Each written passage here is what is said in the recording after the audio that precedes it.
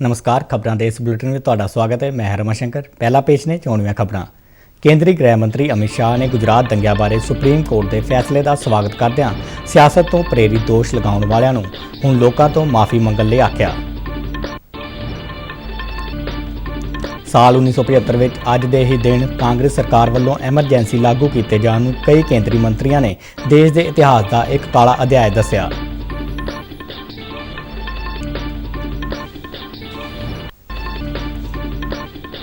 पंजाब विधान सभा के बजट इजलास के अज दूजे दिन भी सदन में वख-वख मुद्दों ते हंगामा।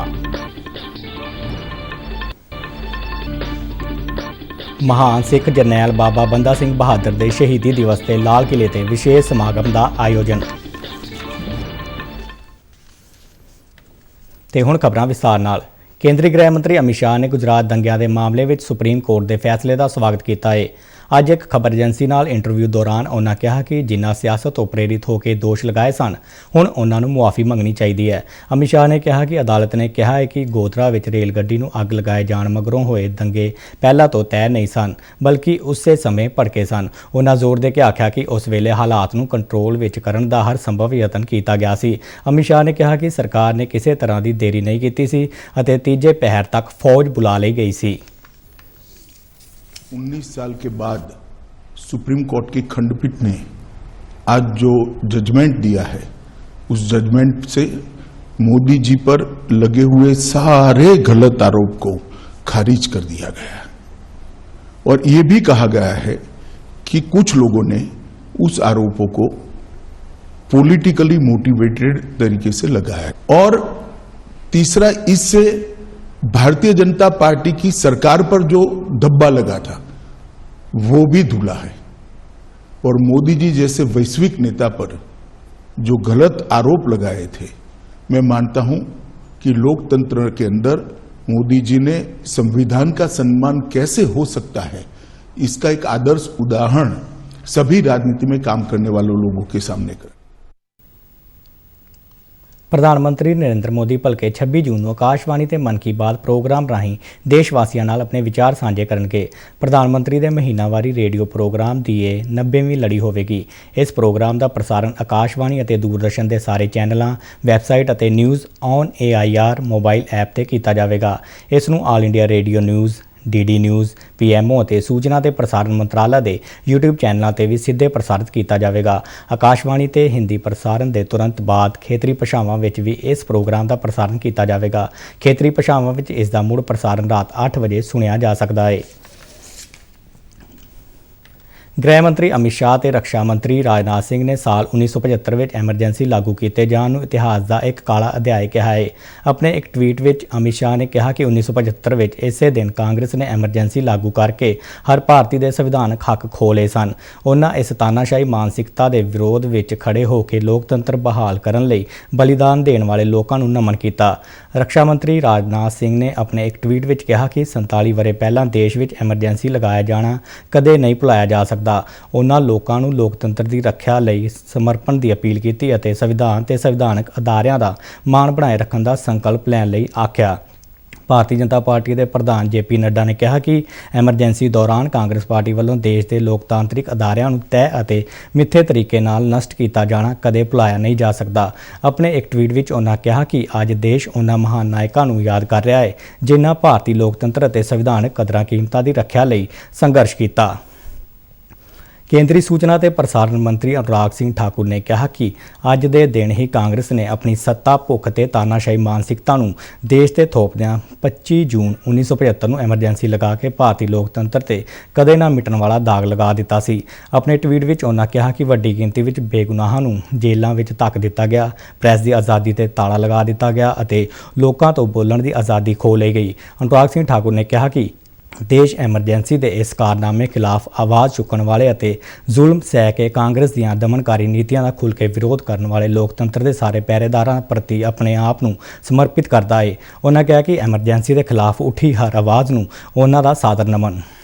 ਆਜ਼ਾਦੀ ਕਾ ਅੰਮ੍ਰਿਤ ਮਹੋਤਸਵ ਨੂੰ ਸਮਰਪਿਤ ਆਜ਼ਾਦੀ ਕਾ ਸਫ਼ਰ ਤਹਿਤ ਅਸੀਂ ਭਾਰਤ ਦੀ ਆਜ਼ਾਦੀ ਵਿੱਚ ਯੋਗਦਾਨ ਪਾਉਣ ਵਾਲੇ ਵੱਖ-ਵੱਖ ਮੰਨੇ ਪ੍ਰਮੰਨੇ ਅਤੇ ਗੁਮਨਾਮ ਆਜ਼ਾਦੀ ਸੰਗਰਾਮੀਆਂ ਦੇ ਜੀਵਨ ਦੇ ਪਹਿਲੂਆਂ ਤੋਂ ਤੁਹਾਨੂੰ ਜਾਣੂ ਕਰਵਾਉਂਦੇ ਹਾਂ। ਇਸ ਤੋਂ ਇਲਾਵਾ ਆਜ਼ਾਦੀ ਦੇ ਸੰਘਰਸ਼ ਨਾਲ ਜੁੜੀਆਂ ਹੋਰ ਗਤੀਵਿਧੀਆਂ ਬਾਰੇ ਵੀ ਦੱਸਦੇ ਹਾਂ। ਅੱਜ ਦੀ ਕੜੀ ਵਿੱਚ ਅਸੀਂ ਤੁਹਾਨੂੰ ਮਹਾਨ ਸੁਤੰਤਰਤਾ ਸੈਨਾਨੀ ਸੁਚੇਤਾ ਕ੍ਰਿਪਲਾਨੀ, ਸੁਤੰਤਰਤਾ ਸੈਨਾਨੀ ਹੱਸਾ ਸ਼ਹੀਦ ਵਿਦੇਸ਼ੀ ਰਾਮ ਬਾਰੇ ਜਾਣਕਾਰੀ ਦੇ ਰਹੇ ਹਾਂ।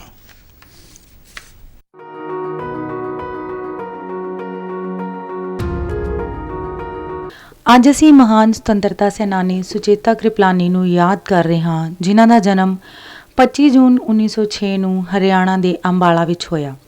ਸੁਚੇਤਾ ਕ੍ਰਿਪਲਾਨੀ ਭਾਰਤੀ ਸੂਬੇ ਦੀ ਪਹਿਲੀ ਮਹਿਲਾ ਮੁੱਖ ਮੰਤਰੀ ਬਣੀ ਅਤੇ ਉਹਨਾਂ ਨੇ 1963 ਤੋਂ 1967 ਤੱਕ ਉੱਤਰ ਪ੍ਰਦੇਸ਼ ਸਰਕਾਰ ਦੇ ਪ੍ਰਮੁੱਖ ਵਜੋਂ ਸੇਵਾ ਕੀਤੀ।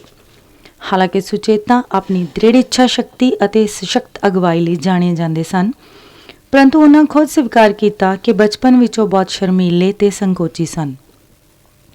ਉਹਨਾਂ ਦੇ ਆਪਣੇ ਸ਼ਬਦਾਂ ਵਿੱਚ ਬ੍ਰਿਟਿਸ਼ ਸਰਕਾਰ ਦੇ ਜ਼ਬਰਦਸਤ ਅਤਿਆਚਾਰਾਂ, ਵਿਸ਼ੇਸ਼ ਕਰਕੇ ਜਲਿਆਂਵਾਲਾ ਬਾਗ ਕਤਲੇਆਮ ਕਰਕੇ ਵਰਗੀਆਂ ਘਟਨਾਵਾਂ ਨੂੰ ਦੇਖ ਕੇ ਉਹਨਾਂ ਅੰਦਰ ਸੁਤੰਤਰਤਾ ਅੰਦੋਲਨ ਵਿੱਚ ਭਾਗ ਲੈਣ ਦੀ ਪ੍ਰਬਲ ਇੱਛਾ ਪੈਦਾ ਹੋਈ।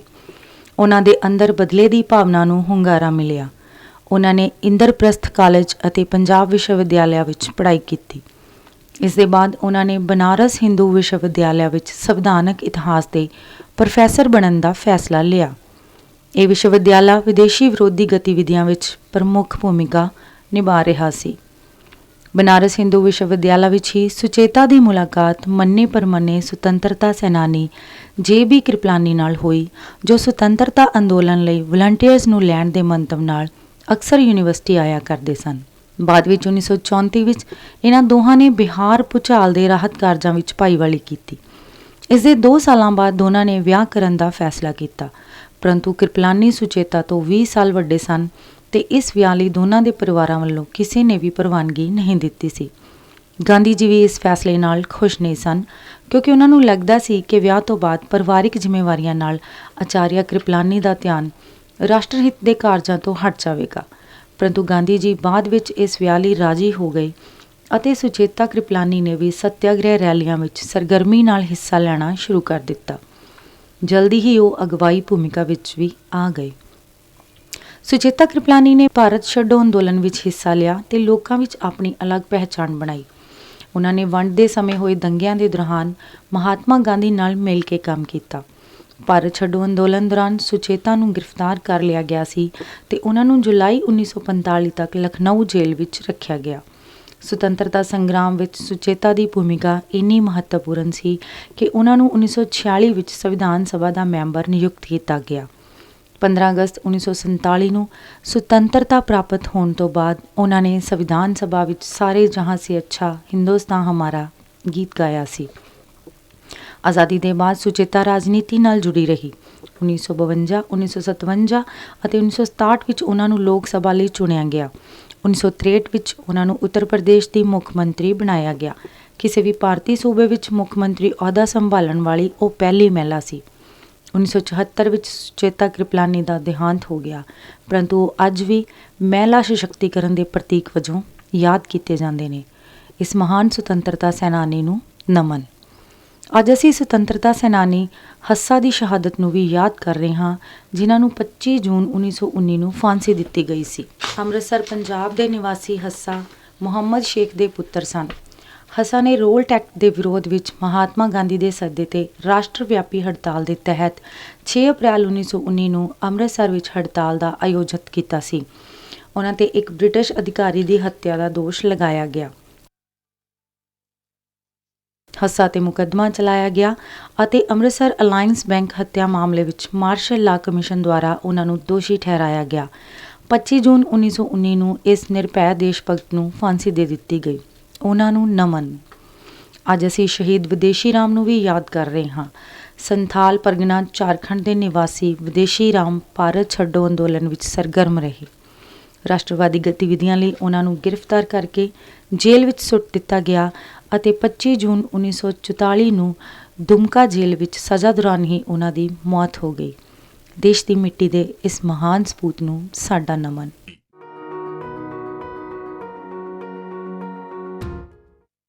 ਪੰਜਾਬ ਵਿਧਾਨ ਸਭਾ ਦੇ ਬਜਟ ਇਜਲਾਸ ਦੇ ਅੱਜ ਦੂਜੇ ਦਿਨ ਵੀ ਸਦਨ ਵਿੱਚ ਹੰਗਾਮਾ ਦੇਖਣ ਨੂੰ ਮਿਲਿਆ।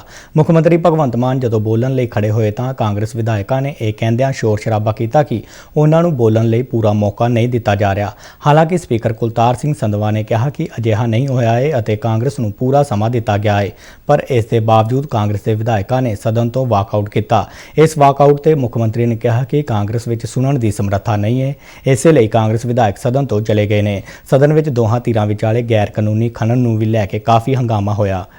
ਰਾਜਪਾਲ ਦੇ ਭਾਸ਼ਣ ਤੇ ਬਹਿਸ ਦਾ ਜਵਾਬ ਦਿੰਦਿਆਂ ਮੁੱਖ ਮੰਤਰੀ ਭਗਵੰਤ ਮਾਨ ਨੇ ਕਿਹਾ ਕਿ ਸਰਕਾਰ ਗੈਂਗਸਟਰਵਾਦ ਦੇ ਖਾਤਮੇ ਲਈ ਪੂਰੀ ਤਰ੍ਹਾਂ ਵਚਨਬੱਧ ਹੈ। ਉਹਨਾਂ ਕਿਹਾ ਕਿ ਹੁਣ ਅਧਿਆਪਕਾਂ ਤੋਂ ਪੜ੍ਹਾਈ ਤੋਂ ਇਲਾਵਾ ਕੋਈ ਹੋਰ ਕੰਮ ਨਹੀਂ ਲਿਆ ਜਾਵੇਗਾ। ਅਧਿਆਪਕਾਂ ਨੂੰ ਸਿਖਲਾਈ ਲਈ ਵਿਦੇਸ਼ ਵੀ ਭੇਜਿਆ ਜਾਵੇਗਾ। ਮਗਰੋਂ ਸਦਨ ਦੀ ਕਾਰਵਾਈ ਨੂੰ 27 ਜੂਨ ਤੱਕ ਮੁਲਤਵੀ ਕਰ ਦਿੱਤਾ ਗਿਆ।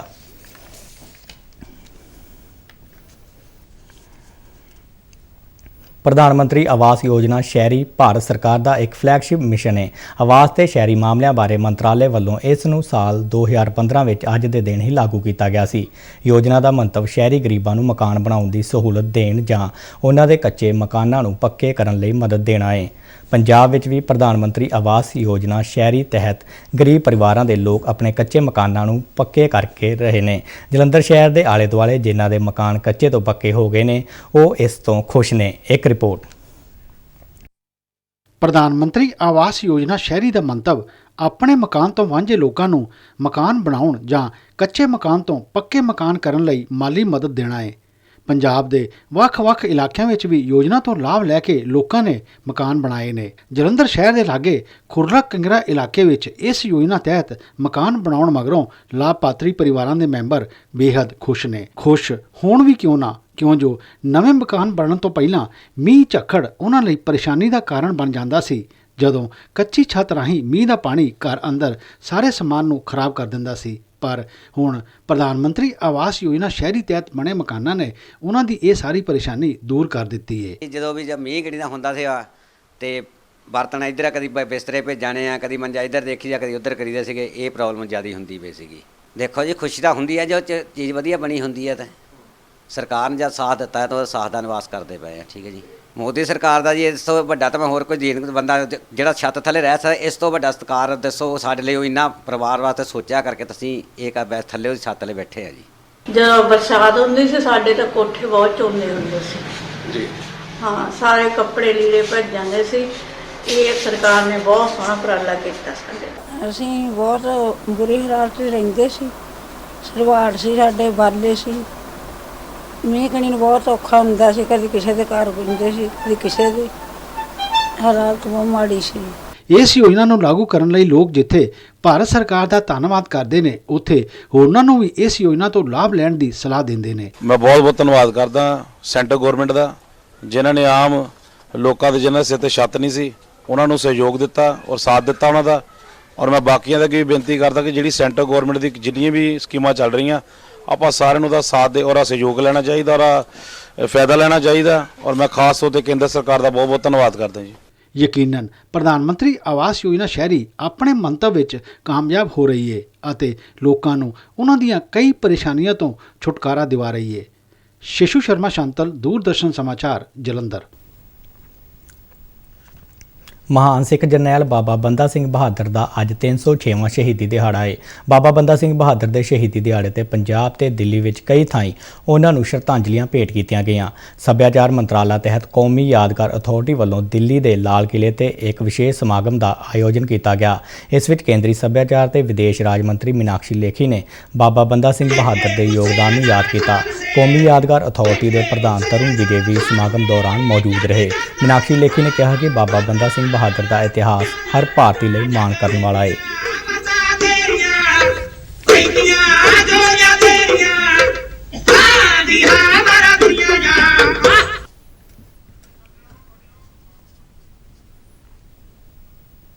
बाबा बंदा बहादुर जी का जो इतिहास है वो हर भारतीय के लिए गौरवान्वित होने का इतिहास है कि धर्म की रक्षा के लिए, देश के प्रेम के लिए और समाज की सुरक्षा के लिए जो कुछ वो कर सकते थे उन्होंने किया।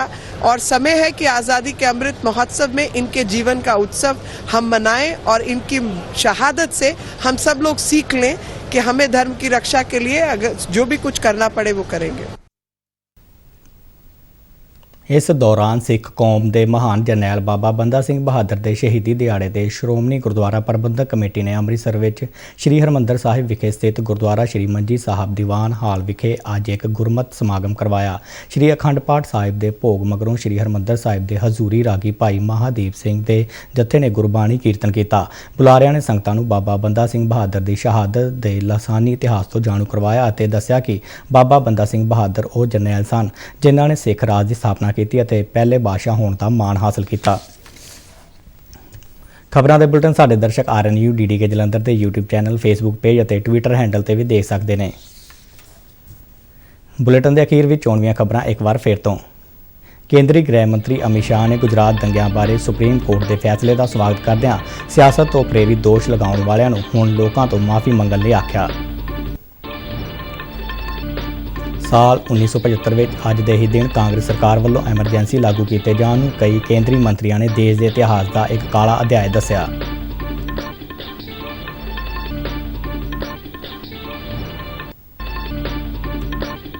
ਪੰਜਾਬ ਵਿਧਾਨ ਸਭਾ ਦੇ ਬਜਟ ਇਜਲਾਸ ਦੇ ਅੱਜ ਦੂਜੇ ਦਿਨ ਵੀ ਸਦਨ ਵਿੱਚ ਵੱਖ-ਵੱਖ ਮੁੱਦਿਆਂ ਤੇ ਹੰਗਾਮਾ। ਮਹਾਨ ਸਿੱਖ ਜਰਨੈਲ ਬਾਬਾ ਬੰਦਾ ਸਿੰਘ ਬਹਾਦਰ ਦੇ ਸ਼ਹੀਦੀ ਦਿਵਸ ਤੇ ਲਾਲ ਕਿਲ੍ਹੇ ਤੇ ਵਿਸ਼ੇਸ਼ ਸਮਾਗਮ ਦਾ ਆਯੋਜਨ।